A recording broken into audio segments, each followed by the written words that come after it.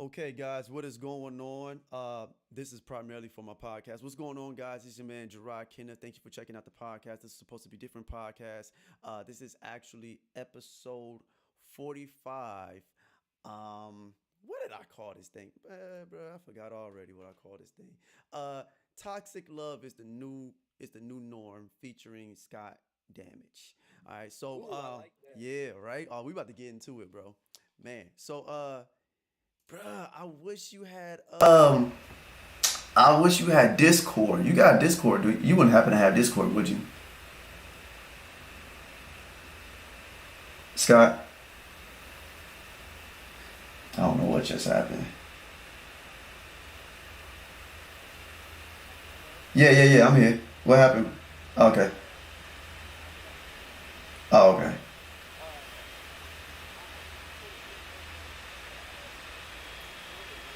Because I was gonna say I'm concerned about like if we're here in the clubhouse, but then you pull up a different app, will it close you out? You know what I'm saying? I want to avoid that.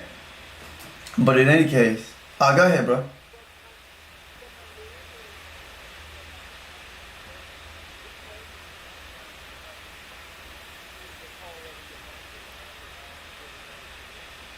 Okay. Well, I don't want you to be doing some gymnastics, man. So it's all good. We'll get it together because I already got you recorded on the audio, so you're good to go there, bro. Um. So let's backtrack here before we actually get into the discussion. And you say you're adding people, I'm adding people too. But let's talk about you, man. I actually checked out your SoundCloud, and you're a hip hop artist, man. So let's dive in that real quick before we actually like get into the actual meat of the discussion. So who is Scott Damage, man? Like how did that come about? What made you want to get into music, bro? Ooh, that you know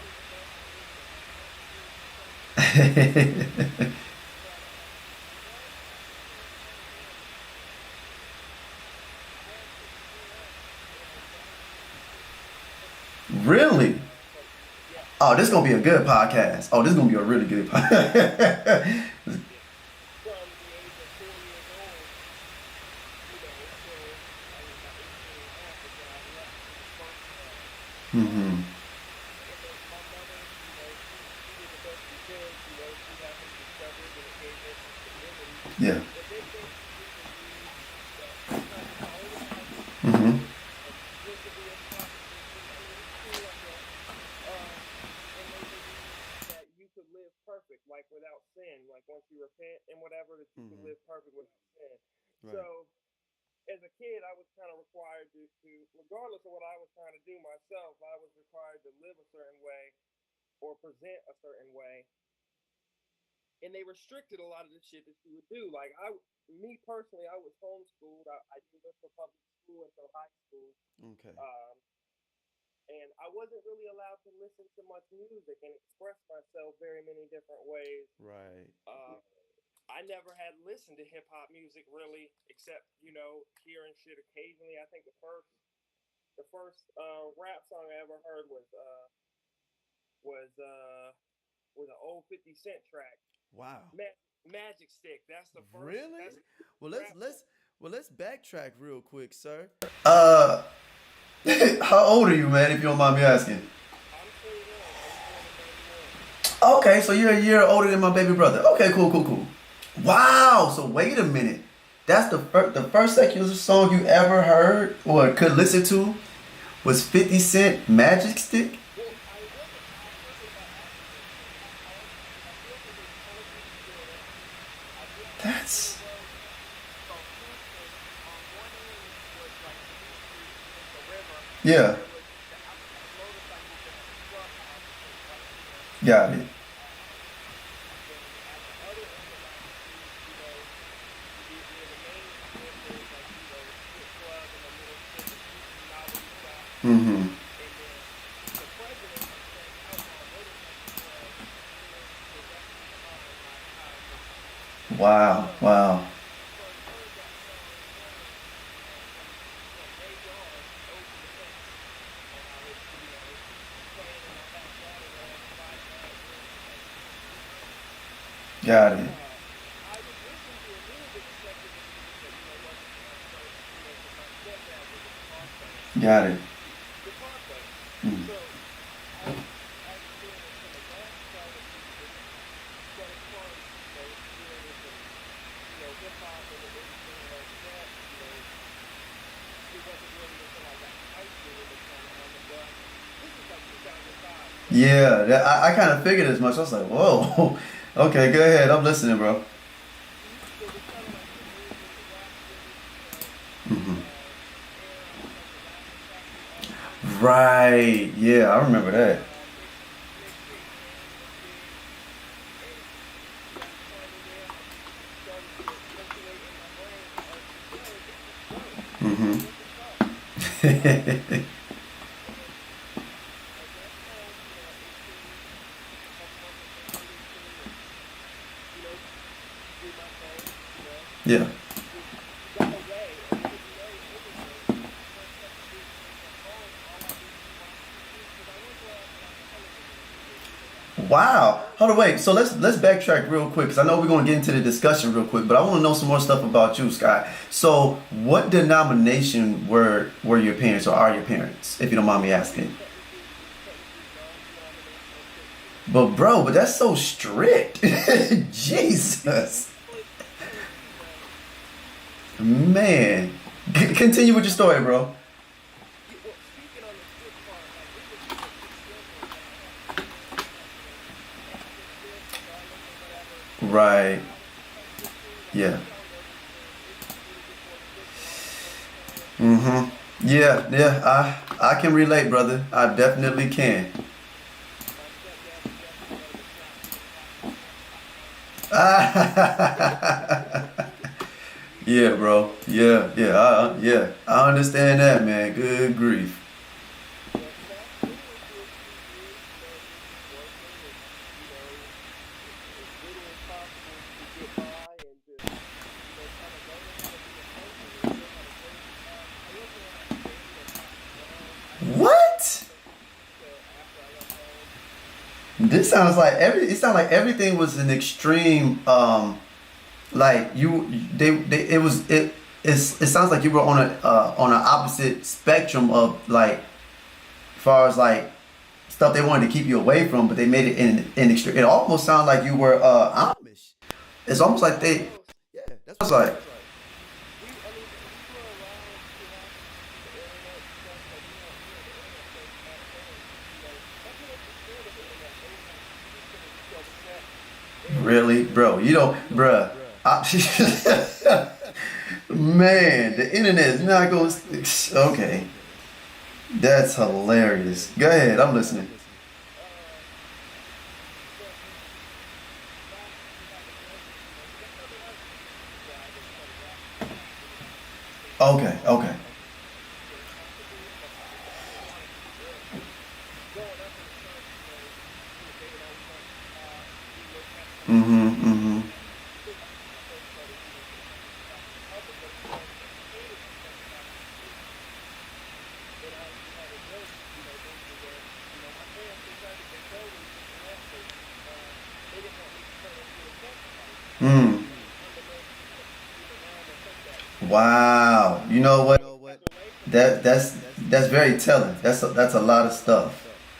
yeah, I mean, that's slightly facetious, after learning how to have healthy sexual relationships with Mm-hmm. habits as I got older, but for the sake of hyperbole, that's true to a point. Yeah, yeah.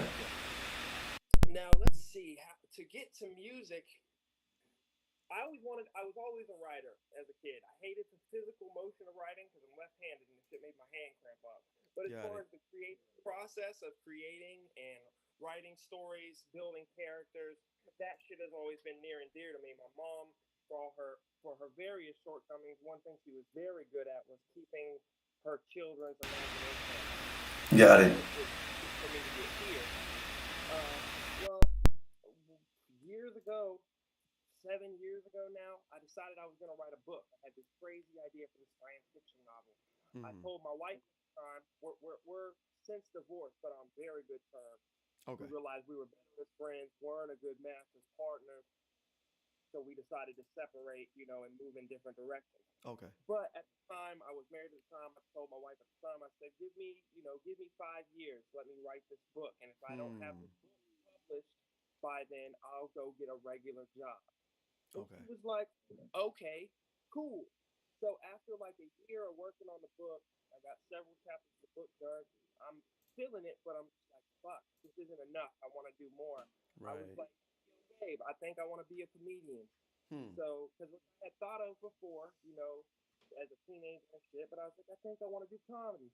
So she was like, okay, bet. I started writing jokes, going to open mics and performing. It came real natural to me. The hard part was actually sitting down and working the kinks out of jokes and Right. making it smooth. But I'm real good at freestyling, to make people laugh. So I could go up on stage for a 5 minute set, not know what I was going to talk about, come off later with the whole room, excited about what I had talked about. Hmm. So I was like, this is too easy. It doesn't challenge me enough. I think I want to make music. So Really? I was like, I thought it was going to be like electronic music and stuff at first, but I fucking hate computers, so that wasn't a go. That's hilarious. And so I tell her, I'm like, hey babe, I think I want to be a rapper. And she looked at me like I had grown a third head. She's like, what is your, Yeah. white from a pole, like not knowing shit about nothing, gonna do with that? But she was always, still to this day, as my best friend, Hmm. still was very supportive. She was like, okay, bet. Yeah. So, for 3 years, she listened to me, study the game, study hip hop, study Right. the greats, fucking find my voice, find my flow. Fucking, I was a terrible, because I freestyle. That's where it started. Because I always had so much words jammed in my fucking head. And Right. for a long time, the words were always there, but the flow and all the delivery, all the elements were lacking. I was terrible for a couple years, but she, faithfully listened to that shit, fucking And was ignored it. supportive of it.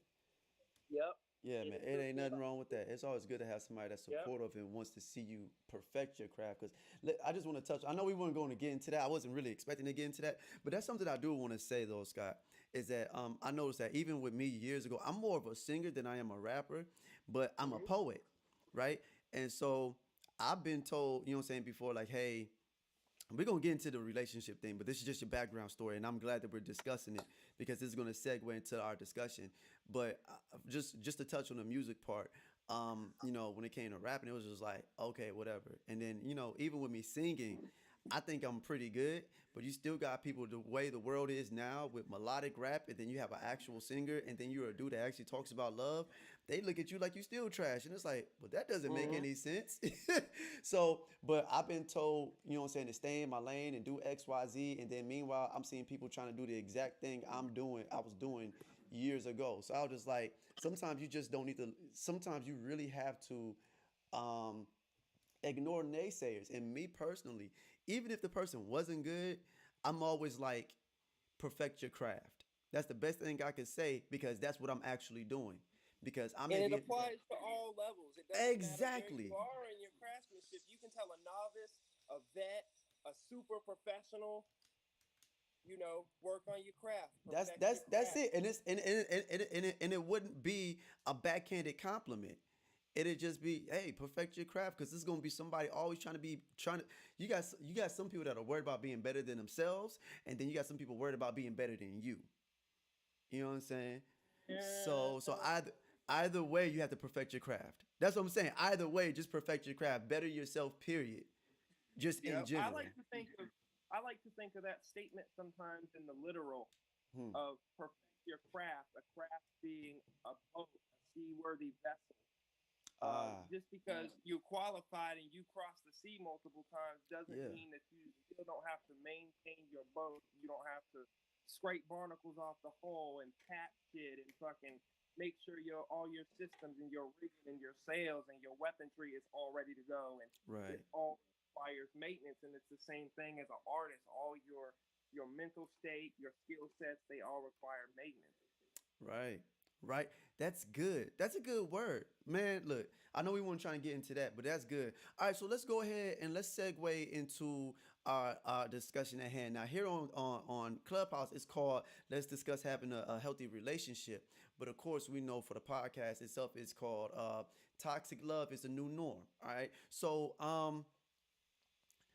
you shared some of your story, your background story, in reference to growing up being a Christian, and so now it's like let's segue into what transpired with you being in a polygamous relationship or polygamous relationships.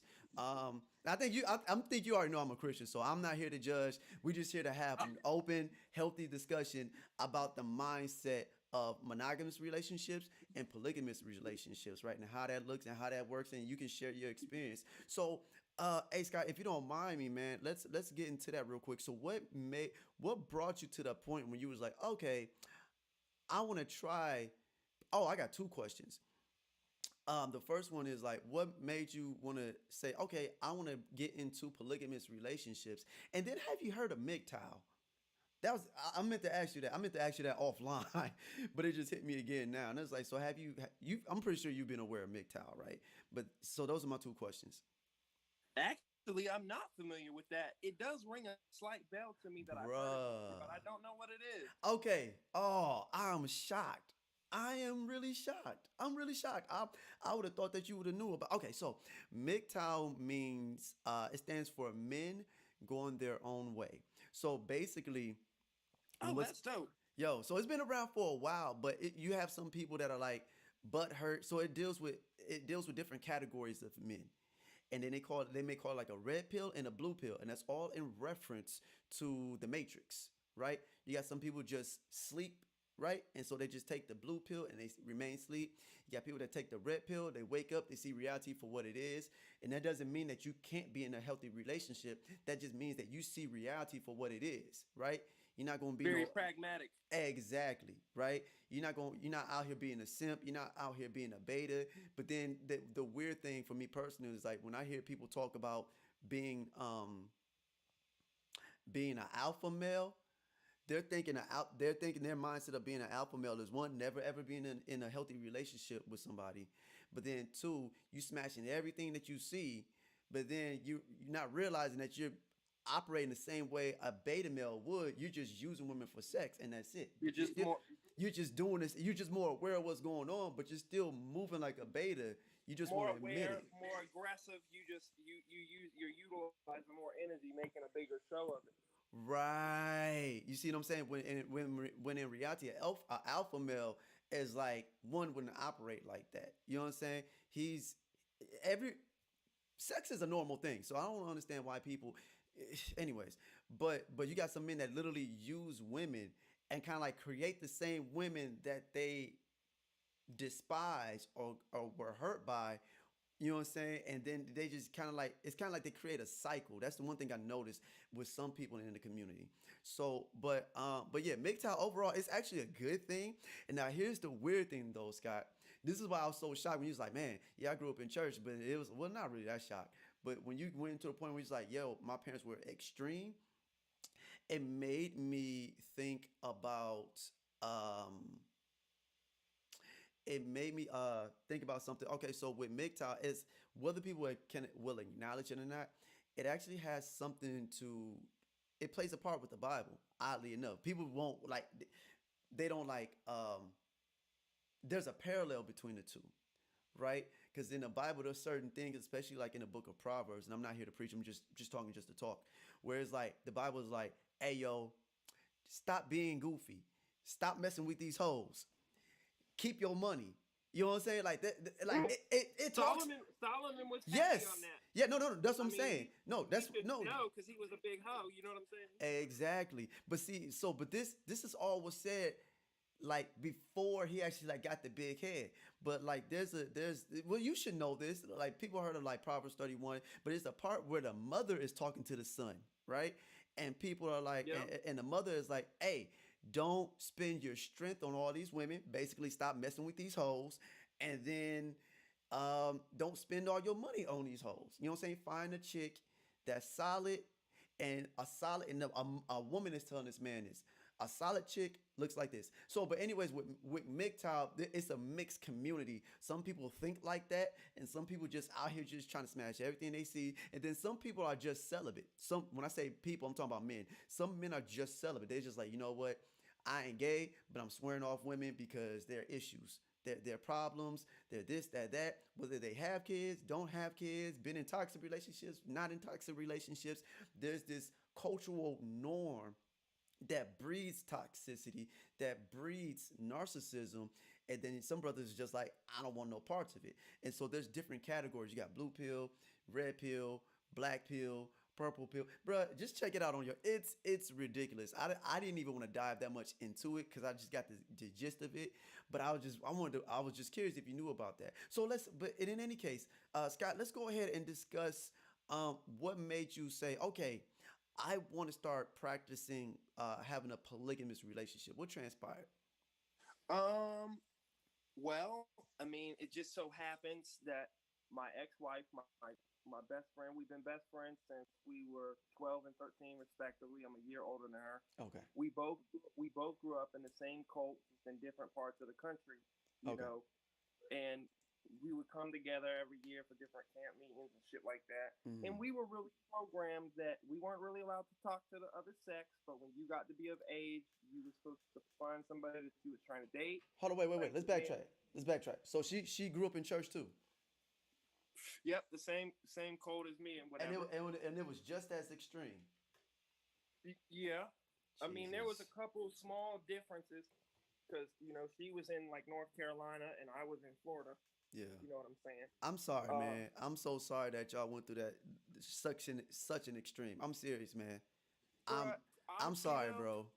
it I appreciate that, but it made me such a unique person. Hmm. I persevered through it, and it made me, extremely different and extremely capable of empathizing and Yeah. helping people and shit like that. Right. I Right. One of my favorite compliments that I will never get tired of is when new people from any walk of life that meet me and go, "I've never met a person that handles certain things like you do." Yeah. And that's a blessing all in itself. You know what I'm saying? Absolutely. So let's continue, man. So basically, you and your wife or your ex-wife, y'all both came from different churches, but from across the country, and that's how you guys met. Yep, yep. We met through going to camp meetings and stuff. We used to sit and talk, and well, we then fell apart because I left when I was 18, and she was still living at home and a part of it. We didn't talk for 2 years, and then Hmm. she Hmm. happened to hit me up, and we started dating. And then we're still living, North Carolina and Florida. Her Okay. family was freaking out about some shit, Yeah. personal shit, not handled correctly. So she ended up moving down to Florida. We lived Hmm. together for a minute, but our parents was both like, well, when is y'all gonna get married? Blah blah blah blah blah. So we just Right. kind of felt like that's what we didn't know any better. So we went ahead and got married. We actually got married on a leap year on the 29th, so we never have to celebrate the shit.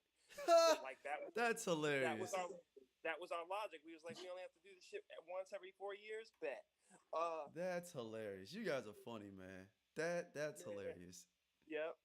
But we had been married for a year or so. We ended up we sort of accidentally rejoining the cult. We went to a service because they talked us into it, and then you know they got to us, so we got re-embroiled in it for about 9 months or so, Hmm. Hmm. and we didn't even talk about certain things to do with sex to like the preacher and shit like that because we were like we're pretty sure they're gonna tell us we can't do that freaky shit.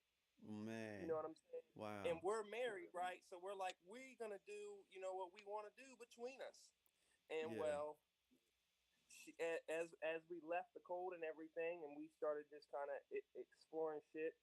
Uh, we start, we were like, she was like, I think I might like girls. And I was like, oh, that's cool. I think I might want to have a threesome with another chick. And she was like, Wow. oh, that's cool. And I was like, well, you find the bitches and we'll fuck them together. What the? So I'm sorry. It's hilarious. Go ahead, bro. This is just. it took a little minute for us to find, such and such people that was comfortable, you know. but we ended up, having some threesomes together. They was fly as fuck. We enjoyed it. You know what I'm saying? Yeah. And then I don't know how we ended up really getting to it, but okay, let me backtrack. I remember when we first got married. Before we got married, when we got engaged, I told her, and I've always been like this with women. I told her, I said, if you ever want to fuck someone else, just let me know, Mm-hmm. and we'll figure that shit out. Like, Right. because I trust our love that we have for each other, and Mm-hmm. I understand other people be hot. Because we grew up in a cult. I see at that she was the second person I saw naked. You know what I'm saying? Yeah. Yeah. So of course, people be fine as fuck. So, and that was always kind of our arrangement. And I remember she came to me one time and she was like, "Yo, such and such and such and such," and I was like, "Okay, kind of bet." Not saying that we didn't have to emotionally work through some shit and different whatever, but Mm-hmm. we just were real comfortable with it, and we ended up in an open marriage. Because I was Okay. like, well, I mean, I want to fuck other people, and she's like, well, I want to fuck other people, but we loved each other still, so we were like, cool. We were in an open marriage for a couple of years. We were able to rely on each other for trust and growth, and we ended up getting to a point where we were like, you know what, we're not satisfied in our marriage. We would rather go back to the best friends that we've always been, and have the ability to pursue other meaningful relationships outside of just, you know, friends with benefits or third party, that are secondary to our marriage. So Uh-huh.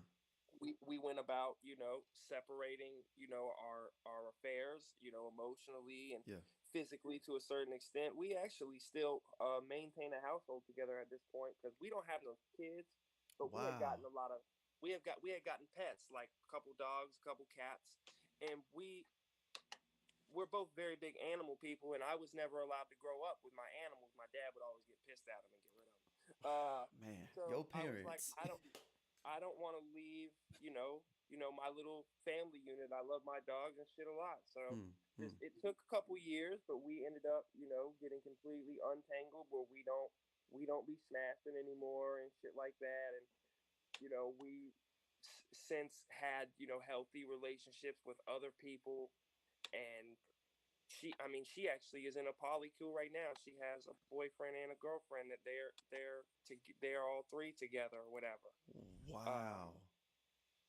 I'm currently single myself, but I Mm. maintain a couple long-term friend with benefits relationships. Yeah. I Yeah. like to say that my hoes hold me down and I ride for them. You know what I'm saying? Wow. Facts. Wow. My And man is getting a kick out of it. That's Hey, no, no. This is funny, man. But I mean, not on the expense of like your experiences by any means. oh, and But Keith, real yes, sir. quick, man. Hey, I'm actually recording a podcast, brother. Oh, So sorry. no, no, no. So introduce yourself. You Oh, good? I'm sorry. I am Keith. I'm an accountant. Oh, I'm a wow. basketball coach. Wow. I am actually currently going through a COVID special basketball season with our high school. Okay. That has a bunch of ins and outs on a daily basis. Mhm. oh, But that's kind of cool. yeah, that's a little bit about me. I actually have a project that I am currently working on, more of a personality brand. So Mhm. stay Mhm. that's something getting started with.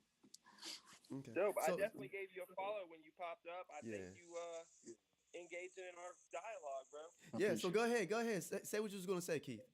Oh yeah, I was gonna say, I find it funny, Gerard, have you heard like many stories like this? Not like this, man. This is like my Right. first real story, and I was like, Well, "What?" see that's no, that's kind of why I started laughing, because I haven't heard exactly this extremity of open mindedness, Yeah. but I've heard a lot of stories from a lot of different people. So I mean, I have a perspective to just kind of hear things. Yeah. But it was funny to me hearing you like kind of react, because it was like it is a totally different world, and Yeah. I'm right there. I'm right there with you. But it's funny to hear a different story Yeah. like that. Yeah. It was interesting to me because it's like it's different like when you're actually talking to somebody that's Hmm. actually living it versus like seeing Yep. it on TV and it's like, oh, Exactly. okay, it's TV. So there's this kind of like there's this Okay. Yeah. there's this disconnect because it could be Hmm. staged for all we know, but when you're actually communicating with somebody that actually is like, no, this is what's actively going on, it's like, oh. And what's funny is that I have a best friend, and I have a couple of best friends, so we'll say it like that because anybody be like, "Well, who is it?" No, I have more than one Right. best friend, but I have a Same. best friend, and he was telling me stories about how he would go into these clubs and meet married people, and they'd just be like, just enjoying themselves. Watching somebody smash their significant other, and I looked at him weird. I was like, So and you indulged in that?" He was like, "Yeah." I was like, "What?" And it was so funny to me. And he I, was like, but him in this case, he was like, "Yeah, man, I ain't fooling with that no more." Because that's we're basically we're on like the same. Him and I, we're on the same wavelength. I'll put it like that. right. So No. and I'm talking to you as well, Scott. So we're Christians and stuff like that. So he indulged in it, and he was like, Mhm. I don't know what made him indulge in it, but he did it, and I was like, okay. And he's like, yeah, I'm cool. But some people are like, no, this is interesting. I like it, and Mhm. I was like, man, I'm too stingy. You know, Yeah. See, I'm entirely too whew, stingy. Like, right. No, I'm right there with you. Actually, I have a very close friend who is currently involved in swing lifestyle yeah, and yeah, married people, like heavily involved. Like that's just a thing that he's had for years, actually. yeah. And when he's single, it's more extreme, but you know what I'm saying? Like it's wild. So and he Yeah, talks about it very casual. Like he yeah. talks about it like he's going to Walmart. And Wow. I'm just sitting here like, yo, like you really live this lifestyle, huh? Yeah, yeah. Like So, wow, like right. what? why? The Why is cool this So like? thing, so let's chop it up about something real quick. And Keith, you can chime in as well. So Scott, I know you heard about the whole thing with my man August Alsina and how yeah. he was basically in this entanglement. But for the longest time, people kept saying, well, Will and Jada kept saying like, nah, we cool. But like, I kind of vaguely remember them. Well, at least I thought they said it. They were in an open relationship, but apparently they were. But apparently, I mean, apparently they weren't. But at the same time, like publicly, they probably weren't. But in reality, they probably were. So let's look at that as an example, like how, like if people, and let me just say this real quick for people who listening listening to this podcast later on and watching me on Facebook and YouTube. I am not an advocate for this, but but it's interesting to talk about. I'm like getting hot because I'm getting hot because I'm like, this is hilarious. But no, but it's interesting. I'm not an advocate, but I feel as though we should discuss that because people are actually in those types of relationships. And it's like, well, I guess my mindset is like, how do you maintain something like that? And then it's involving two people, so you got to get to know it. Is it just sex?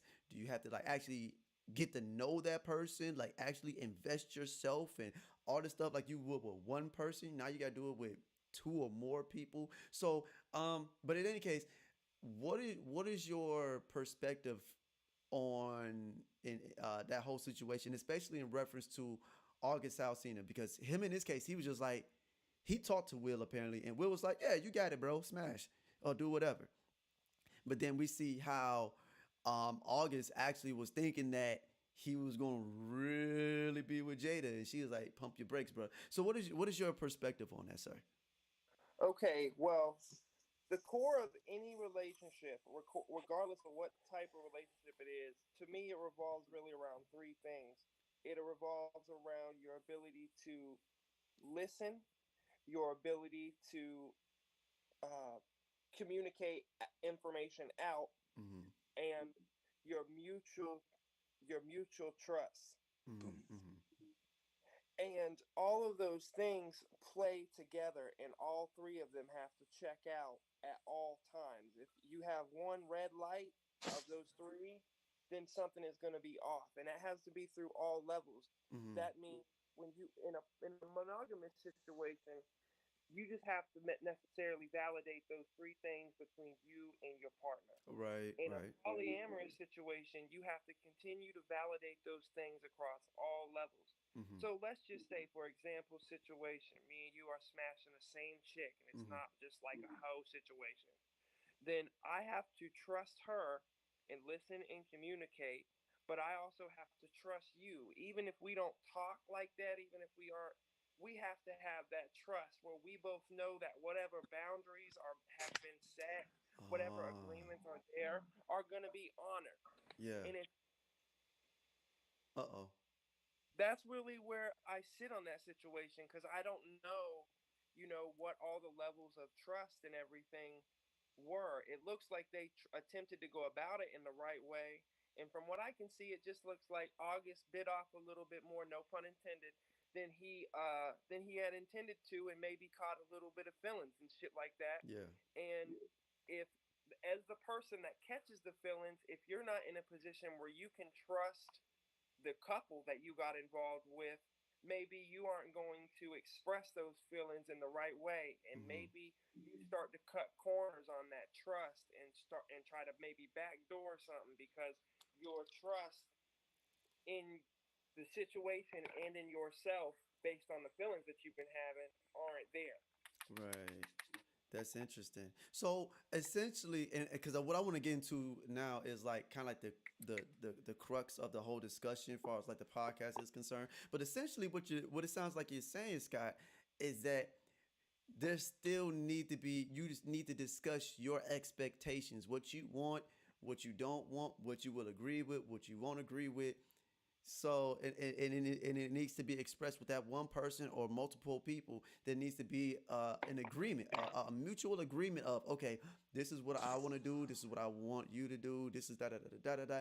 There needs to be just overall a mutual agreement. So with that said, I appreciate you for sharing that, man, because that's interesting. It's like, wow, so it really don't matter. We still, communication is still communication, like at the end of the day. And I was like, oh, that's interesting, because it's kind of like I've been like on the outside looking in. I'm like, well, how does that work? Are they just like, oh, I want to do this and that's it? Then it's you just no holds bar, but you're saying that there's actual like communication with the other person, and there has to be a mutual agreement, which is interesting. So Most definitely. Can I interject something to feed off of something that you just said? yeah, go ahead. About you feeling you had maybe assumed that it was just people doing whatever they want. Yeah. Now that's a valid side to me of the toxic side of polyamory, Mm. uh, because a lot of people feel that way, so they go about it that way, that they're just going to do whatever they want, Mm. and that's cool. But in any relationship, monogamous or otherwise, you have, your agreed upon boundaries. For example, I know monogamous couples that it's cheating to them if one of them is watching porn without the other one. Yeah. Yeah. Yep. And I know monogamous couples that they're cool if they partner, watch porn or whatever they do. And it's Mm-hmm. just like that with poly relationships. Like for example, when I was in an open marriage, Mm. our understanding was that we're not gonna fuck somebody without talking to our partner first. Yeah. It's always gonna be, yo, I like this person, find them attractive. I Mm-hmm. might make out with them or something, but before really clothes be coming off, I'm gonna slide back and talk to my partner and be like, I'm feeling so and so, and this is what we want to do. Right. And then it might be, oh babe, that's cool, go ahead and do that. Or, oh shit, I'm feeling that you're feeling that person, but I'm uncomfortable because of this aspect. And Mm-hmm. then you Mm-hmm. conversation about that, and you figure out where your common ground is. And oftentimes it was just on making sure your time was being, prioritized correctly and shit like that. And then Mm-hmm. it's like, yeah, so and it, or maybe I don't want you to snatch that person without protection, or I'm not comfortable if you do this, Mm-hmm. or it's like that. And uh different versions of my, since I haven't been married, of my poly relationships have functioned differently. Like I have a particular friends with benefits that I've had for years. We don't really talk about, I don't. We don't have to. We don't check with each other before we do something else. This is the type of situation where one of us might come back to the other one and be like, "Guess what I did this week? I did some freak shit for real." Mm-hmm. And then, then we just hear the recap of, and I'll be like, "Oh shit, bitch, you threw the pussy at him like that? God damn!" Talk about some next Uh, time on Dragon Ball Z. exactly like that. So it really, regardless of whether it's poly or monogamous, it really comes down to what's the agreement between the parties at hand, and what's the level of trust. Right. Everything that you do in a healthy monogamous relationship I probably do in a healthy poly situation because Mm-hmm. poly doesn't go away even when you're single. I might not be having any sex at a current particular moment in my life, but I'm still a polyamorous person. You know what I'm saying? Mm-hmm. Mm-hmm. And I like it because it gives me, I'm not scared to discuss things with my partners. I feel like one of the things that plagues monogamy sometimes is that you might be scared or uncomfortable to mention certain things to your partner. Even it might be something so casual as, oh, babe, I was at the grocery store and the lady in front of me in line, I never seen someone buy so much fish, but goddamn, she had a fine booty. Like, your woman might be insecure that you had Right. noticed that. So you, instead of being able to have that conversation and just a recap of your day, you have to pointedly skip over the fact that there was a slightly sexual feeling interaction that you had in your day, Right. or Right. or you might find it harder to bring up to your significant other, hey babe, uh I might like you to try this to me next time that we're intimate. Right. Right. And they first response isn't going to be, okay, cool, I wonder if that's hot to me, maybe we can make that work. Their Right. first response might be, excuse me, Daniel, where the fuck did you find about that at? Right. Like, Right. what was Yeah. you doing to know that that even existed? Why do you want me to do that to you? So there's Like, boundaries. There's boundaries. and being poly has made me comfortable to set boundaries with my friends, even when shit is not sexual. Even Mm. when I don't have a sexual relationship with a person, I don't feel bad to tell a person, yo, I don't have space for that right now, or I have another obligation. Let me come back to you and handle this later, or Right. whatever the case may be. I'm very, distinct with my relationship because, being poly, you kind of have to set your boundaries for real, Yeah. because there's nothing when two or however many people are trying to have a healthy poly interaction, really, in a perfect world or even close to perfect, you're not really going to assume very much. You're Hmm. going to be like, yo, how do you get down? Where in monogamy, maybe I feel like a decent amount of the time, certain things can be assumed of, oh, I assume this person is going to go about uh, not talking to other people like I will. But maybe you guys haven't had that explicit conversation of, oh, yo, I'm fucking with you heavy and I don't want to see anyone else. Right. Maybe Right. you just feel that way, but you haven't told them that, and you think, and they have no idea how you feel. Right. You know what? That's good. So I'm glad that you said that. So let's segue into like the main topic. So the title is called "Toxic Love is the New Norm," and I noticed that on Clubhouse, like people like really be indulging in that. I was in, I didn't go to this room, but I looked at it. But I was in another room where they was talking about R&B music. You know, I'm an R&B singer, and there Mm-hmm. somebody was discussing like what they was asking women, what do you want from R&B artists? What do you want from male R&B artists? And one lady was like, she's like, I'm tired of R&B trying to compete with rap. I want you to talk about love.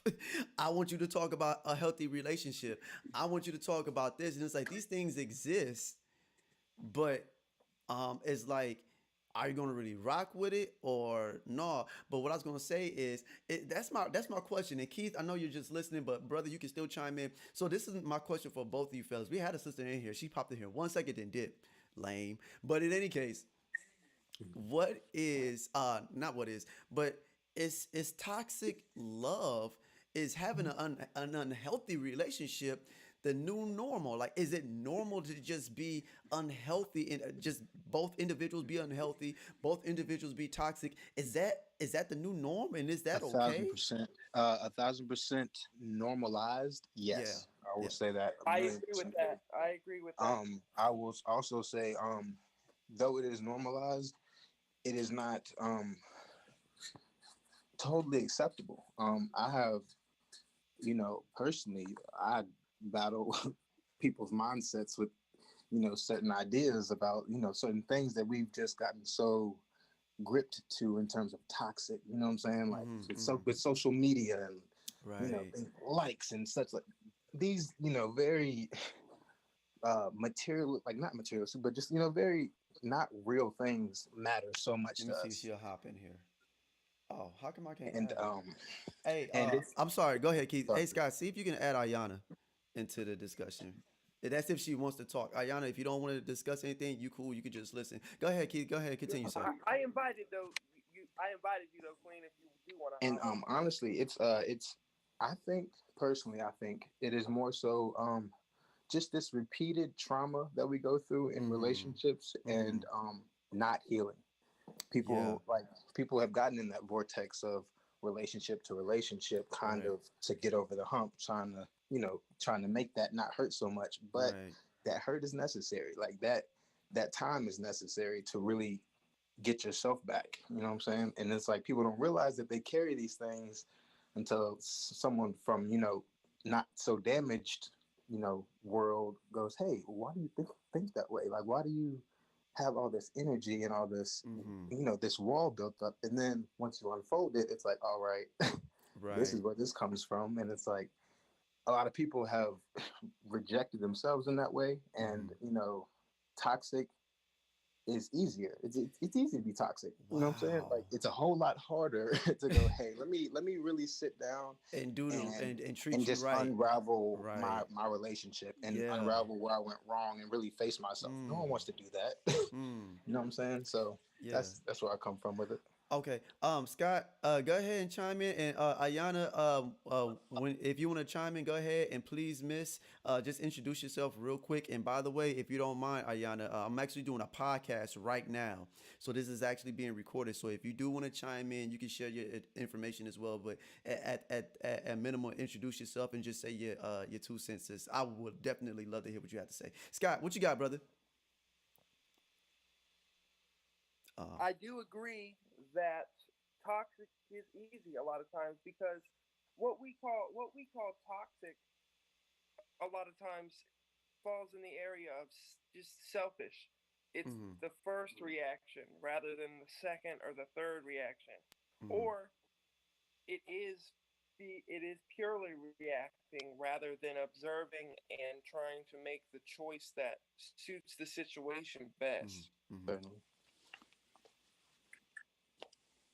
Um, Social media too has built upon that because we do have our addictions to social media, Yep. on whatever all levels that we carry that shit. Yeah, I concur. Um, Also, I would say, let me find the right way to word this.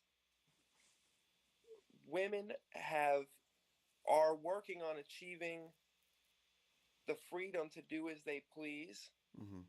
which I completely support. And sometimes men mislabel aspects of that and see it for something other than what it is. Mm-hmm. Absolutely. Uh, so they might cry toxic in some situations that aren't so. You're just getting Wow. a dish of what you've been serving in your kitchen, Whew, Totally your agree. whew, right priorities. there. Yeah, Totally agree. right there. Ayana, what do you got? Please, I want to hear what you have to say, sister. All right. So, first of all, my name is Ayana. I literally just woke up from a nap, and it's funny because the first thing I did was go on Clubhouse. But We need help, boy. I had to take a break Relatable as from. fuck. Hey, sis, I had to take a break from Clubhouse yesterday. I got on something yesterday earlier with Mr. Delano, and I was like, bro, I'm done today. I got homework I gotta right. finish. Oh man. But a little bit about me. So as you got, I think you were in the other room with me the other day. I Hmm. teach piano courses online. Yeah, you. Oh Yep, that was. man. Oh yeah, we gotta chop it up. Oh yeah, yeah, I yeah. know, right? Well, Obviously, I mean, you probably remember my story, but I actually have a different story today, and I think it's going to Actually, I be do real. remember that story. I got hot listening Yeah, to it. it's crazy because, but I do sell piano courses online. I've had a lot of success with that, Hmm. and what I'm doing right now is I'm working on another business where I'm helping. I'm releasing a course training program for other musicians to be able to, make a six-figure business doing their music online. So that's Hmm. kind of what I'm working on right now, and I'm launching that at the beginning of 2021. So that's what I'm working on at the moment. But yeah, so what I want to contribute to this topic is actually a more recent story. It's funny because my boyfriend might actually pop in this room if he sees I'm in here. So, Okay, you know, good, but good.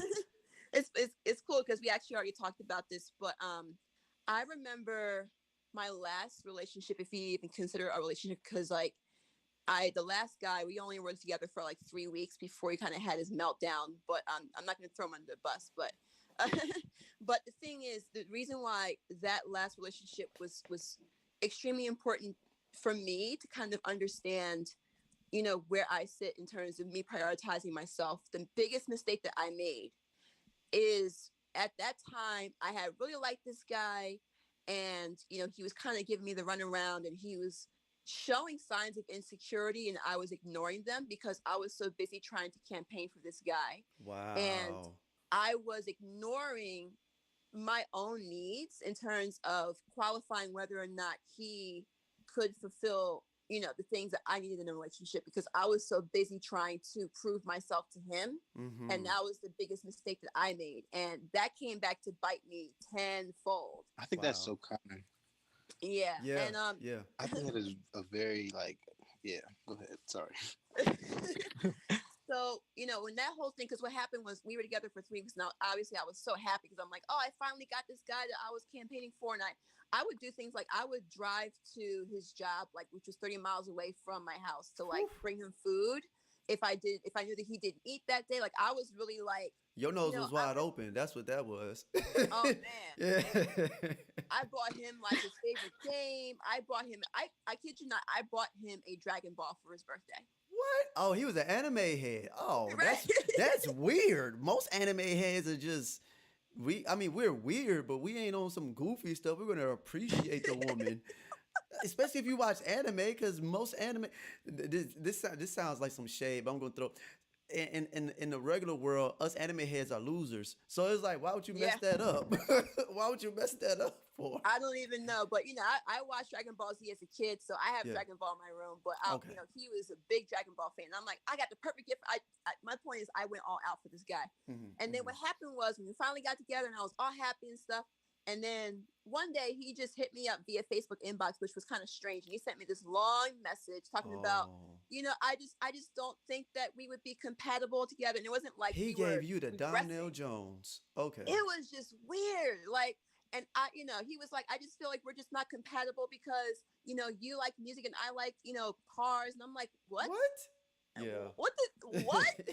Yeah. But the thing is, here's the crazy thing, because like he sent me this whole novel, and I'm like, the fact that you couldn't even give me the respect to have this conversation over the phone or in person, you had to Yeah. send me a Facebook message, which was weird. But the point is, here's the crazy part. He ended the conversation like, oh, well, I want to take the weekend to think about whether or not I want to stay in this relationship. I said, I will save you some time. It's over. Oh yeah. Like, You sound like me, sis. You sound like me. It's like, yeah, oh, once we done, we done. Ain't no break. right. We breaking up. We done. Don't. I'm sorry. We weren't supposed to get into that part, but because the question was like, is toxic love, is that the new norm? But to just to like not coincide. I forgot the other word, but that word to kind of like compliment with what you were saying. Just I have a personal story where I literally dealt with something like that with an ex girlfriend, and I dated her. It was 2 years ago. Now I'm married. I recently got married in September. So, and this is actually, thank Congratulations. you. And this is my second marriage. But the chick I dated, I knew her since I was like, no, since 2007. We were friends. But I saw a lot of toxicity in a relationship. And I was like, bro, you were my friend. You were never like this. What happened? And Wow. she was just hurt. She was this, she was that. And, she was just doing certain things. And it was just like, frustrating me, and then it got to a point where people visibly, and it wasn't like I was throwing stuff, but people can feel the energy off of me being upset with her. And then it went to, oh, Right. we need a break, and it became really manipulative, and I was like, and I could see it for what it was. I was like, wait a minute, so why do you even like me? I like you for this. I'm like, bro, these are the same things that you combat me about. What is Wow. going on here? And so, but when she said, I think we need a break, I said, oh, we done. You know what I'm saying? Like in Wow. my head, in my heart, I was like, I had already shut down. I had That is already shut down, insane. and that was like my last time, like actually talking to her. like actually like on the phone, like kind of like face to face. From that point on, she was trying to text me. It was one simple words. There was some other stuff going on, but so some people Oh, are see, like no. that. So, but Ayana, boy, I'm sorry, I didn't mean to get into that because I'm like, look at God. God didn't bless you with a good dude. God didn't bless me with a good wife. So hey, but so the question is toxic love, is that the new norm? And Scott and Keith, they both agreed on it, but from a woman's perspective, because okay, I'll say this is, let me see if I could pull this up. um I'm not sure, are you guys familiar with Tank, R&B singer Tank? Yes. Yes. Okay, Scott, you familiar with Yes. Tank? Yes, sir. Okay, well, you should be, right? I'm assuming that you should be, man. All right, so he made a post, and these posts are, it's nothing new. Uh, give me a sec, y'all, because I'm actually on the clock. So I'm sitting there taking my lunch break. Give me a sec, I gotta get clock back in.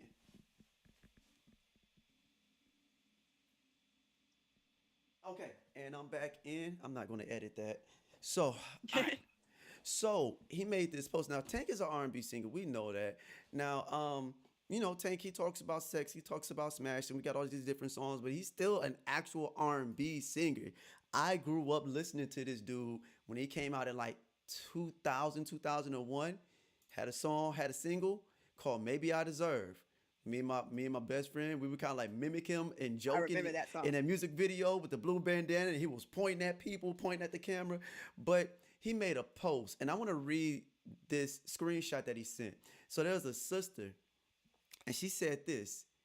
She said, "This man text me, quote, weekly reminder, I love you, and it's your world. I'm just living in it. It's gay-ish like that makes me want to cheat." Then another shorty said, "Right? I keep telling guys not to say ish like that to me. It's weird AF. I feel like fighting them for real." And I was like, yo. And I was just so confused. I'm like, what is going on in these people's minds to where they don't want nothing? This is toxic. They want something unhealthy. They want something that keeps them up at night and sad and crying and this, that. I'm like, Can I say something real quick, yeah, Darrell? go ahead, brother. Go ahead. I attribute that personally sometimes. Sometimes as humans living in the type of emotionally starved world that we live in, sometimes we just want to feel something. And emotions like that, even though they are negative a lot of the time, not always, that's another discussion. Yeah. Sadness and all those things, there's healthy times, places, and expressions for those emotions. But connected to relationships, emotions like that are very powerful. So it gives you a distinct feeling of highs and lows. And that's what we can be addicted to sometimes. Wow. I wanted to, I'm sorry, I wanted to kind of jump in and kind of answer the question because it actually ties directly into my past experience. Okay. I think that from a woman's standpoint, I think that what ends up happening is that we end up attracting the people that represent the void that we were left with as a kid, in our upbringing. And we don't necessarily do it intentionally. So it's not like, we consciously, attract toxic relationships. It's just kind of like a repeat of, I don't want to use the word traumas, but, just Nah, experiences and things that it's we, traumas. right. So, It definitely I traumas. mean, for me, I guess in my experience, for me personally, like I wouldn't consider my situation trauma, but it definitely is a void because as growing up, because I'm just going to circle back really. So what happened was after we broke up, I had went through months of just anger and indignation. And I just, for some reason, I just could not get out of that spell. And I just refused to forgive. And then I got to a point where I said, you know what? I'm tired of being angry. I'm tired of this consuming me. I want to be able to be the same happy person that I was. And then I started reading some books, some self-help books about forgiveness. And that's when I realized, and I promise I'm getting somewhere with this. So I'm No, not you I'm good. talking, but This is good. I'm listening. I realized I found out that forgiveness is actually not a verb. It's a process. It's actually, there's, I think, 6 stages to Whoa. forgiveness, just like there's, I think, Whoa. 5 or 6 stages to grief. So Oh, I know how crazy, but I found out that forgiveness is not necessarily you absolving the other person of what they did wrong. Forgiveness is you setting yourself free from the anger and pain that you're going through. Yep. That has Yeah. to do with you. Wow. So Yeah. when I found that out and I was going through it and I realized, they said, the reason why you're experiencing what you're experiencing is because you were looking for something in that relationship that you did not get. And Right. the indignation comes from that void still being there. And now it's your responsibility to figure out what that void is and better ways to fulfill it. And then I realized it brought me back to kind of like, I literally like broke down reading this book. Mhm. But I realized I kind of had to do some soul searching, and I realized that a lot of it had to do with my father. My parents divorced when I was about 10 or 11 years old, and my father moved back to St. Louis. Mhm. And just, some experience of neglect on his end in terms of just him not being there. And whenever Yeah. I would go visit him, he would, not would spend time with me. He would spend time with his girlfriend. Wow. It was the Wow. same Wow. process, but the surface emotion was anger, but the underlying emotion was inadequacy. Like, why am I not good enough for you? So what happened was that spiraled me into situations where I was trying to make myself adequate for people who were not giving me the adequate attention. So it Yeah. was just a repeat of what was Wow. happening. So when I realized that, I said, you know what? I have to figure out, I have to put my needs first because there's nothing wrong with that. And I have to remind myself that I am good enough and I do deserve, someone giving me the attention Yep. that, You can I say was, all that again. you Come know. on. But here is the big lesson. Here's the bigger lesson. The validation that and that's really what it was. It was validation. I was looking for validation from other Mhm. people. Mhm. And the big aha moment that I had was the very thing that I was looking for, I already had. I was just looking for it in the wrong places. And then Wow. when I had that moment, it was like I felt this huge weight being lifted off. And then I said, you know what? Now I have to reevaluate, the people that come into my life, the people that I give attention to. And I had to figure out, Yes. first of all, my needs come first.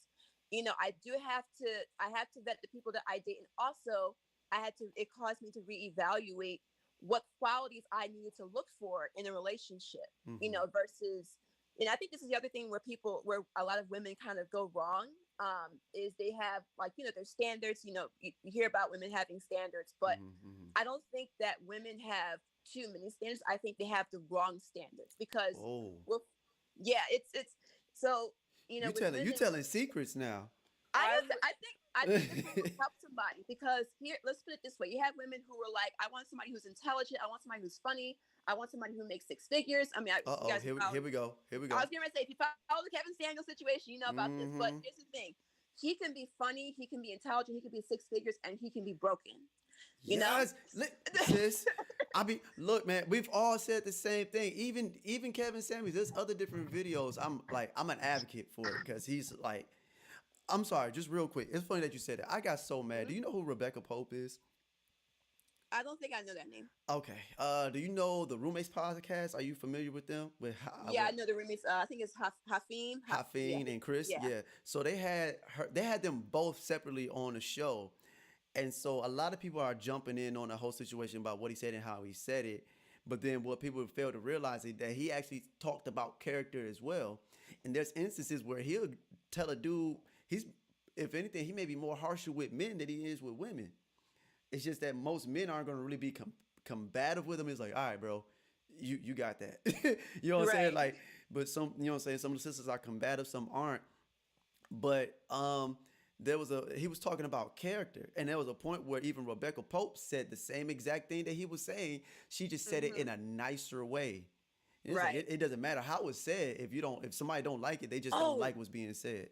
is it Rebecca Pope Ryan? I think that's her full name or something like that. I don't know I her think I remember maiden that name, podcast but because not she was on an episode with the roommates, and she was I sharing something. remember that, This was like last year, and she was dope. I and remember she that. I was right, like, and she here's the crazy part, guys. If Scott or Keith, if you guys aren't familiar with Rebecca Pope, she was this dating coach person, and she was like one of the biggest people over in Atlanta doing this. And she's always dealing with high value women or high dollar women, trying to hook them up with high dollar men. And so some chicks were just Some women were beautiful, some women weren't, but they had money and they wanted this, and she was just like, "Yo," like I quoted it. I actually pulled up the video in the previous video and podcast that I did, where she was like, "Yo, you're like, a six at best." But you want this type of dude, and then she said, and then your character ain't good. What makes you think you're gonna get so? But the same thing applies on both sides. The same Yeah. thing both applies, but we tend to just look at what looks good on paper versus what we see in reality when we're around that person. So and that And we Right. also like to look at what looks good on paper rather than what looks good Yes. for us. yeah, Oh, yeah. boy, we just said the same thing. But absolutely, Scott. No, what right? You're right. And then so here's the other thing. And Ayana, I'm sorry, you just said something that triggered me. But the other thing is, do we even know? How many of us really know? I'm not really talking about us like in this platform here, but I'm talking about just generally speaking. How many of us really know what's good for us? I use myself as an Right. example. Me growing up, I watched BET. I used to want the light skinned chick with the fat butt. I was like, yo, because that's all we saw. I was like, okay. And then I speak Spanish. And so I started. I got introduced into like the Caribbean aspect of Spanish culture. So it's really African based, and that's the part. And that was like in 2006, 2007. I ended up giving my life back to Christ and joined a bilingual church and all this stuff. And I got exposed to all this stuff, and I was like, well, maybe I should probably get with a Dominican or a Puerto Rican or something because they just as bad. I'm being transparent here. Okay, got with them, and my heart was still broken. I was like, well, good God. And I was like, well, I had to start examining myself and like, well, what do I really need? Is it still, outside this? No, I need character. No, I need this. We need to be on the same wavelength. We need to be on the same page. We need this. Now, my wife, she don't speak no type of Spanish. You know what I'm saying? But I mean, she's a black woman. But she's Jamaican and Belizean, but you wouldn't tell. The accent won't turn on unless she feel like it. So she pretty much will code switch real quick. You know what I'm saying? I'm like, well, okay, well, but she was what I needed. She was really what I needed because all the other things I wanted, you know what I'm saying, had unhealthiness attached to it. But that was because I didn't take time to examine myself. I didn't take Right. time to examine myself and say, okay, why? It doesn't matter what type of woman you want, Gerard. You're still attracting these type of people. And my homegirl, Ayana, I'm not sure if you're familiar with her. Her name is Dr. Alexis. She's really dope. And I actually met my wife through Alexis, Dr. Alexis McClinton. So if you're on Facebook or you're on IG or you're on YouTube, just type Dr. Alexis McClinton. You'll find her. She's really dope, really dope. So I found my I'll wife. definitely check her out. I found my wife through her on Facebook. Like she added me, and we've been. I met her last year, and we got married this year. Wow. You know what I'm saying? Now, in comparison to the other women I dated, bruh. So I guess so again, He said, bruh, you know when a man hits you with the bruh, look, some real shit. yo, for real, Scott, it's real because it's like, because you can feel it. It's like, yeah, yo, this hit different. It hit different, but for me at least, it took me to examine myself and say, okay, Gerard, why are you attracting these people? And I was at a point where I'm like, okay, I know what I want, but then, no offense, Ayana, I started finding myself acting like a female. Oh, this sounds bad. A female in the sense of, well, I'm a good dude. Surely she wouldn't play me. You know what I'm saying? Oh, boy. You know what I'm saying? Or I'm a good dude. Surely I can love her correctly to where she can just come around and love me. Nah, bro. They I know won't do. somebody who's in that exact situation right now, and I'm trying to like break him out of it. And, sorry, go ahead, continue. No. That's it. Because I actually cut you off, so I'm sorry. So, but going back to what you were saying earlier, in reference to like what we want and us examining ourselves, that's so important. I'm sorry. So just please continue, Ayana. Yeah, so basically, it made me reflect back on my previous 3-week relationship and go, okay, where did I go wrong? And then I realized that my Achilles heel, and it still is to this day, is drive. Like what Ooh. attracted me to him was the fact that he was, I'm going to use this word, seemingly driven. Right, because I found out later that he wasn't even that, but he put on a good show. Oh, Anyway, this the anime head. I relate to that. So This the hard, anime though. head cat, right? right? Yeah, this is the anime dude, right? So, because I for take me, like offense. you know, we, like because we you know me, got I'm a drive. highly, huh? I said I take offense. We got drive. Right, not all anime men are created equal now, there, bro. Yeah, you're right. You're right. I'm just like, man, my homeboys, we got a life. We're driven. We don't just sit and watch anime. Like, No, we he was he's a mechanic and he wanted to start his own car dealership. Like he wanted okay. to have his own, that was his thing. Like he had this whole, dream thing aligned. He actually ended up starting his own auto shop because he got laid off from his job, which I thought that he needed at the time, right? Yeah, yeah. Because and I was supporting him. I was helping him find a place for his shop, and just trying to be the Oh, you know you the good one. Okay. I that was before we even got together. Again, I was in the campaigning phase. But anyways, I should That's have some had him root serious, for himself. Ayana. Campaigning That is some phase. I serious fuck with campaigning. that. Yo, that is It's some like serious modern war campaigning. campaign. man listen, it's interesting because for me, anybody who knows me knows I am like highly driven, and if you know my past story, I'm like, the last thing I need is for somebody who's not supportive. So I figured, Mm-hmm. okay, if I can find somebody who's driven like me, we could take over the world together. Like, I had Yeah. this this idea in my mind that we were just going to be like world dominators because he Hey, matches Anna, my did you drive. read my diary or something?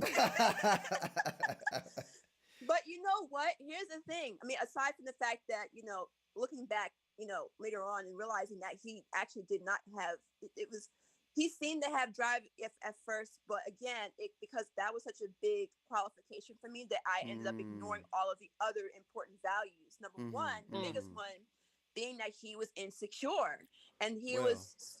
he was showing signs of insecurity, and I just willingly ignored them because I'm like, oh, he's a good dude. He's a good dude otherwise. And again, it just came back to bite me. Mm-hmm. And I realized, like, just me sitting down and going, okay, let me just revamp my list here. Mm-hmm. Does he have to be super, super? Because when I say I'm driven, I'm the one that I was the one who was getting up at 5 a.m. when I was in college while all my other friends were partying and, Oh drinking. wow. And, I was getting up at 5 a.m, passing out flyers, building my business. Like that was me in my early 20s, like that level Mm-hmm. of driven. Right. So I'm like, I need somebody who's like that. And then when I kind of went to the reevaluation phase, I said, you know what?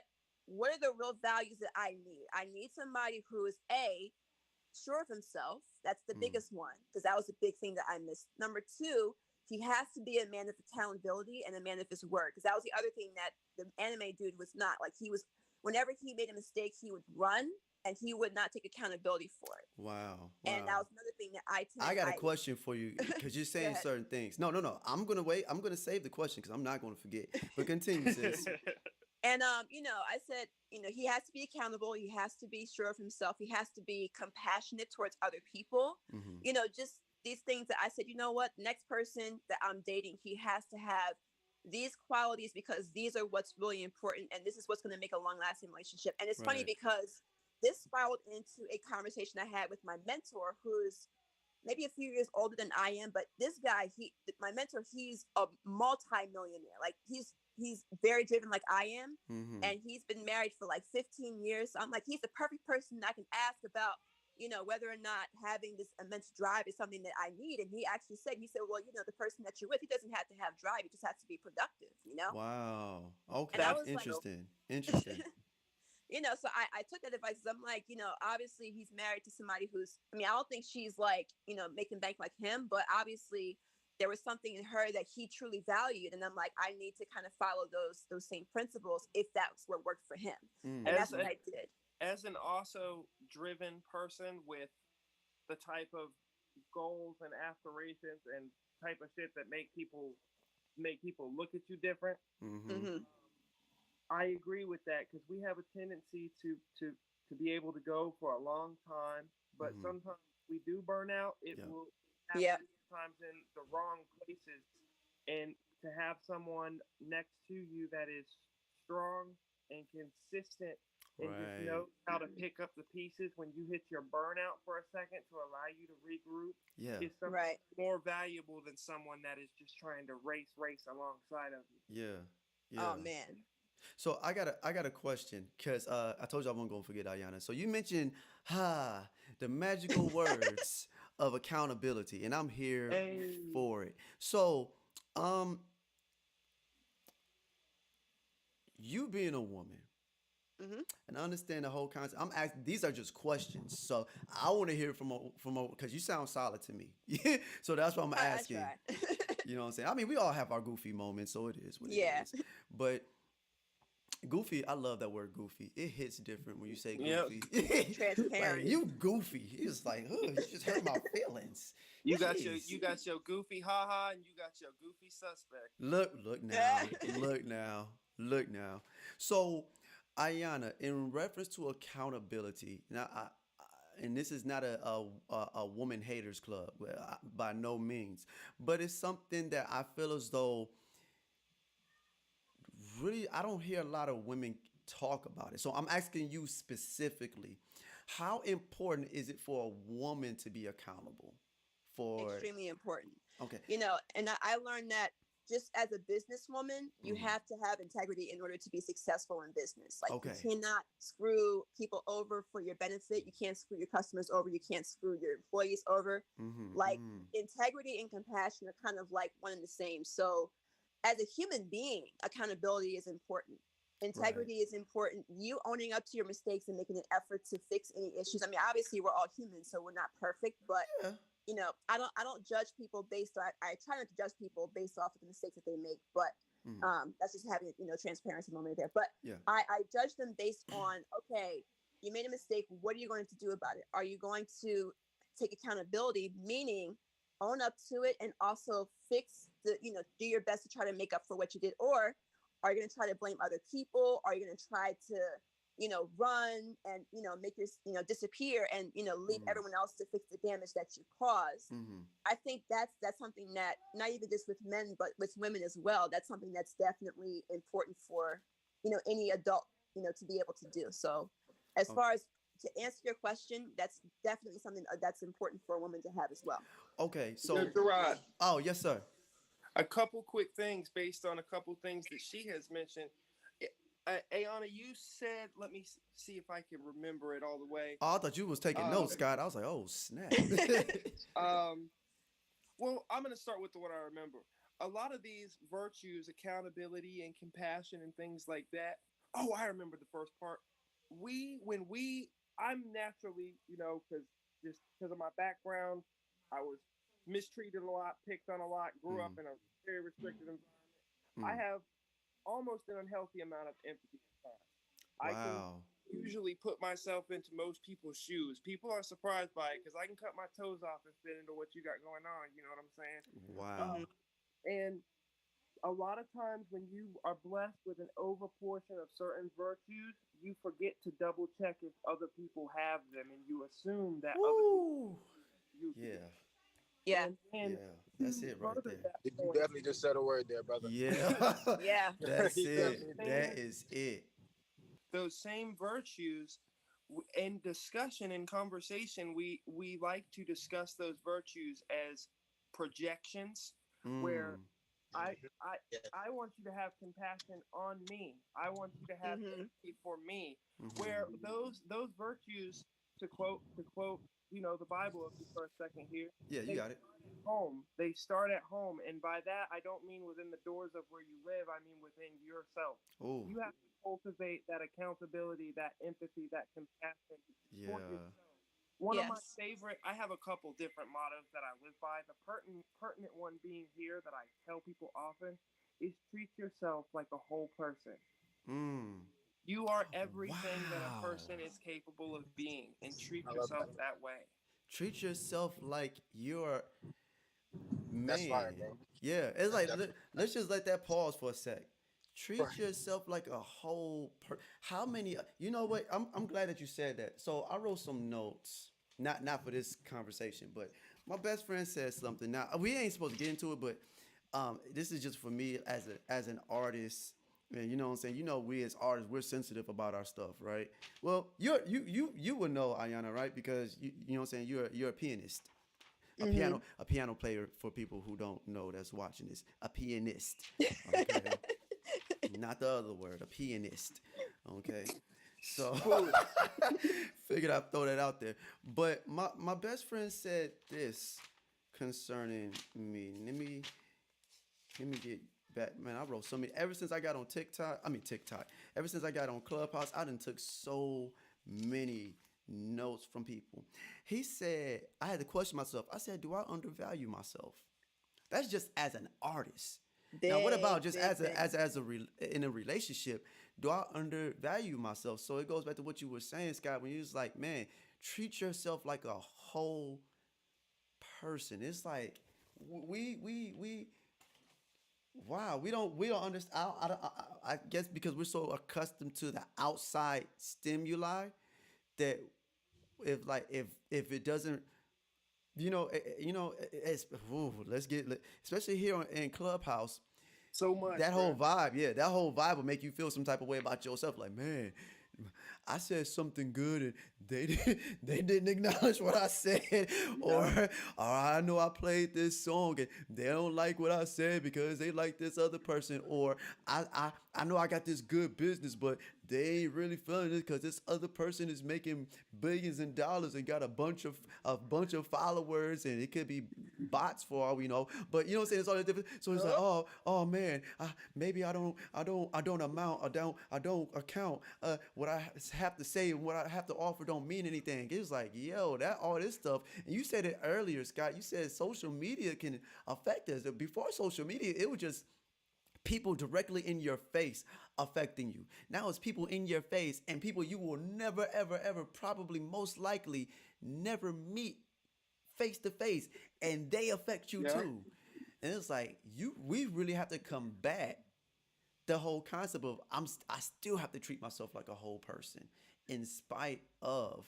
So even in a relationship, man, it's like I feel as though like when you're in a more healed position, I think you know what I'm saying? You're capable of treating yourself as how you said a whole person when you're healed, because if we continue to look at ourselves as a broken or damaged person, in some perspective, we're all actors. We can act like we're whole Yep. and we're not whole. We can act like we heal. We can, we all know that we're, hey, yo, you straight? Yeah, I'm straight. Straight can be a whole bunch of different things.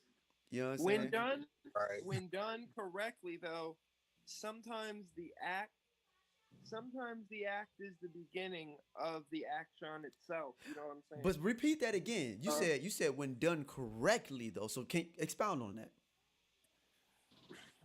okay, me personally, I can have a lot of anxiety about doing things that I know are essential to what I need to do because I grew up in a cult that espoused being perfect. I have an issue Mm, with I forgot like about a that lot of part. people do, right? Like a lot of people do with being with if I can't get it perfect, you know, on the first go, Mm-hmm. I am, I might be shit out of luck, and that's an Right. unrealistic expectation for anybody. Mm, mm. And I mean, I'm the type of person not to really blow my own horn, but oftentimes when I speak, I'm right. Okay. Uh, Oftentimes when I say that I'm gonna do something, I do it. Mm-hmm.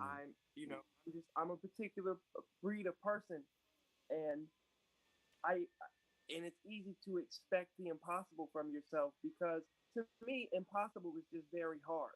Impossible isn't something that can't be done. It's just something that takes extra effort. Wow. Oh, And that's good well, stuff.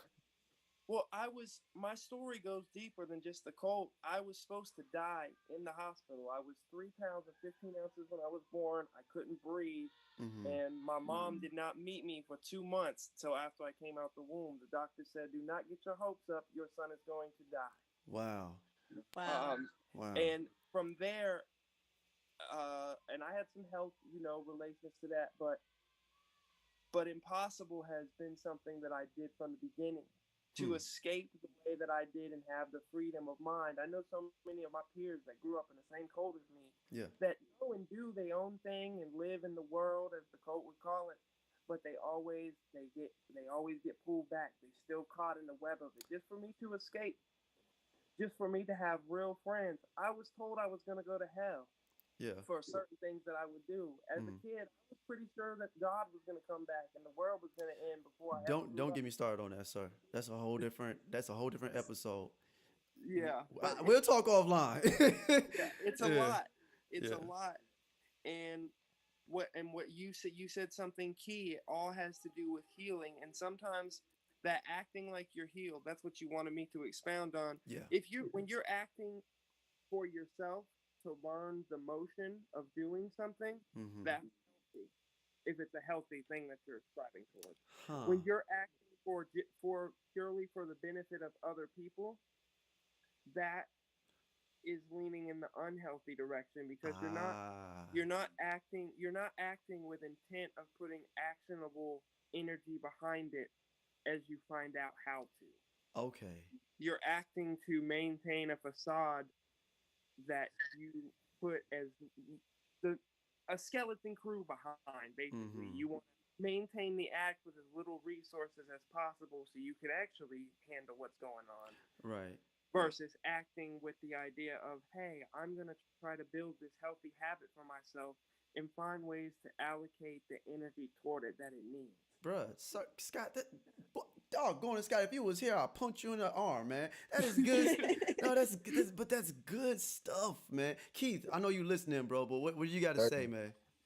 Oh, I was just gonna kind of coattail off of what he was saying, because I mean, honestly, it kind of comes down to like this whole topic of like, a healthy relationship. Mm-hmm. You can't really love someone else until you fully love yourself. Yeah, Point blank. Period. And We absolutely. that loving yourself, it does that comes back to what I kind of brought up earlier, on the note of taking that time to heal from all those Mm-hmm. past, Right. those relationships and traumas and things like that. It's like those are anchors, those are self-sabotaging things that we have to face before we can move forward in acceptance of anything else. Word. Word.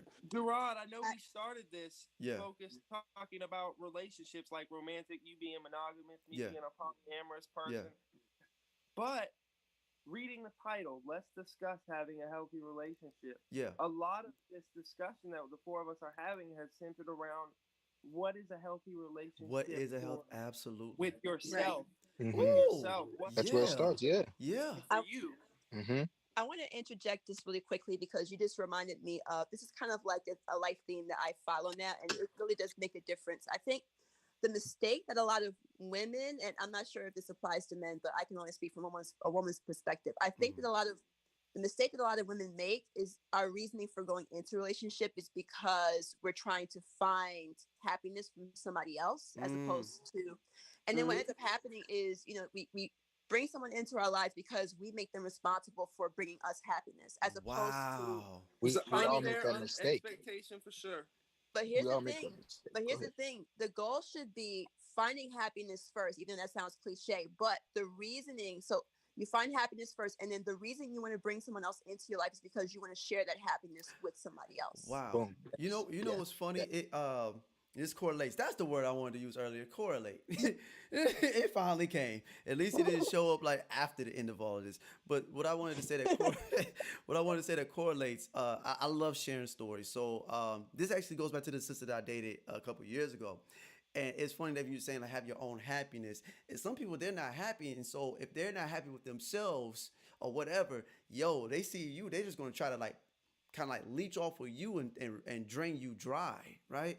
And so 100%. what happened was the young lady I was dating, like kind of like my energy, if I were to say that, if I were to say it like that, my energy shifted, right? And so I have a homegirl. She's a poet. She saw me.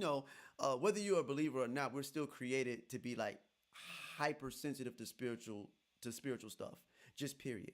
And so, but the sister looked at me, and she knows me. She knows my background. She looked at me, cocked her head to the side. She said, "Gerard, what's going on?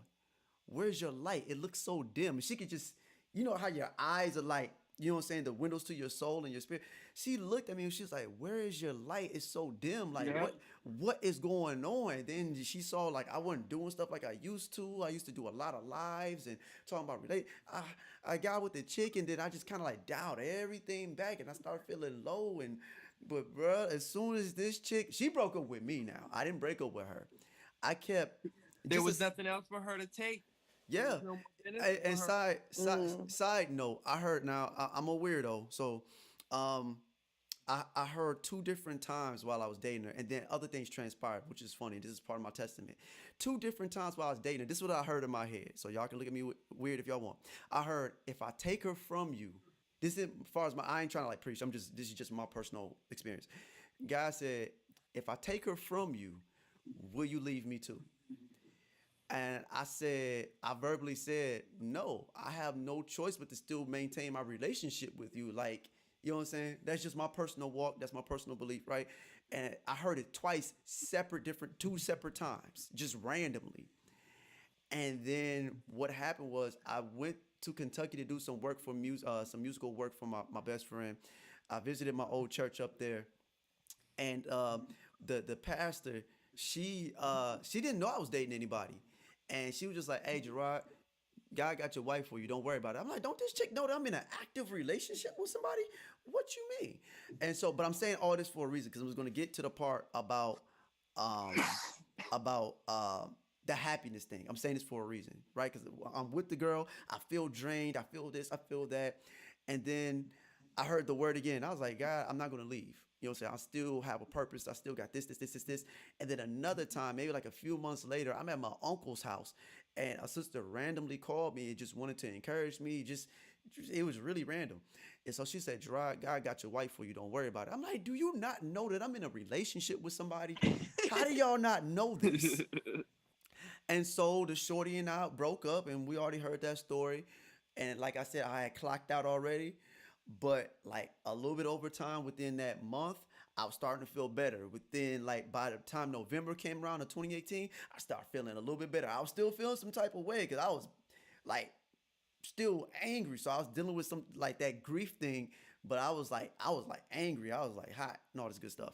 And so by the time like the new year came into right before, because I really caught myself trying to take a real break, like for real. I was gonna try to give myself a year, and so I took all this time to examine myself. Like, okay, Gerard, why is this is happening? We can't be doing this no more. This is ridiculous, bro. You can't keep dating the same chick that but just looks different. But what was different with her is that I felt as though I was dying because the story goes longer. But what happened was when I broke up, just before I even met my wife, when I after the young lady and I broke up, I went back into this like you know what I'm saying. I was still around people like these outings and stuff, doing music or poetry or whatever. And the same sister saw me again, and I'm single, and she said, "You look like you're doing better now." She said, I can see the light starting. Wow. She said, I can see it now. And then she actually played a part. She recently got married. She's in a same sex relationship. We ain't gonna discuss that. That's a whole different topic. Oh, But that's my homegirl. That's my homegirl. I love her. It is what it is. So it's those are their choices. And she actually grew up in church as well. This, you know what? I'm sorry. Let me Yo, say this. Gerard, Huh? let me say one thing on that. Okay. Hold up. But before you do, what I want to say is this, and I'm gonna finish up my story. I hate the fact that church people are hurting people so much oh that man, don't even get me piss started. even Scott, even Ayana, you didn't hear his story when he was, but it pissed me off so much about how extreme it was. Now, granted, like Scott is like, yo, I'm cool. Me, I was hot just hearing the story. I was like, bro, there's no way. This sister that saw me, I think her husband was a pastor, but he was abusive, bro. Like pissing on her, having her son doing stuff to her, bruh. She shared that in her poetry, and I got so angry, and I was like, as Angry. church people, what the heck is wrong with us, bruh? That pisses me. I'm sorry. I'm sorry. But make a long story short, I'm gonna finish today. And Scott, you got it, bro. But she said, Gerard, she said, I see your light. She said, you're doing better now. And then now that I'm married, she said, Gerard, she said, you're in a better position now. She said, I can see. She said, you're you again. She said, you're you again. And now you're married. I'm so happy for you. But you're you again. I can really see the light now. I can see your light. And I was like, yo, what the heck? So the whole thing with what Ayana was saying in reference to being happy and then coming into the relationship, whoa, That says a lot. So Scott, you got it, bro. My bad, man. I just wanted to get that off real quick. Oh no, you straight. All I was gonna say was is that you are right. There's a whole nother discussion, but God used your homegirl to deliver His message to you. You know what I'm saying? And that's all I'm gonna say on that subject. Yeah, no, you're absolutely right. That's But exactly what happened. but I have something beautiful for you with you being angry about how I was raised and shit like that. Yeah. One of my best friends, he's one of my good business partners. He's an artist named General Christ. Okay. He's Christian, Mm. and he is one of the people that made me cool with God again. Okay. You know what I'm saying? Because I saw the way his relationship was, and he had a real life relationship where he would be smoking his blunt, and he'll tell me, "Yeah, I was talking to God." I was like, "God, what the fuck? Why this situation is this way? Blah blah blah." Yeah. And and he'll just tell me about the way that he walks with God, and that shit helps me to be cool, because the way that I am, I'm a person that I'm an energy person and a universe person, that type of shit. Okay, gotcha. But I believe strongly, that if you have, once again, the correct relationship with God, Mm-hmm. it's an extension of having the correct relationship with yourself.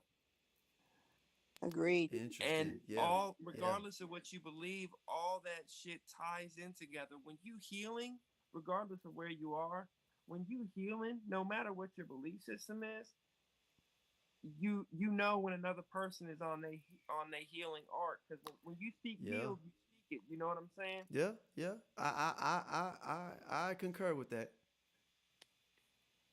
And I mean that's beautiful though, that you was able to find that. And I mean, the universe, God, however you label it, this shit work in mysterious ways. Yeah.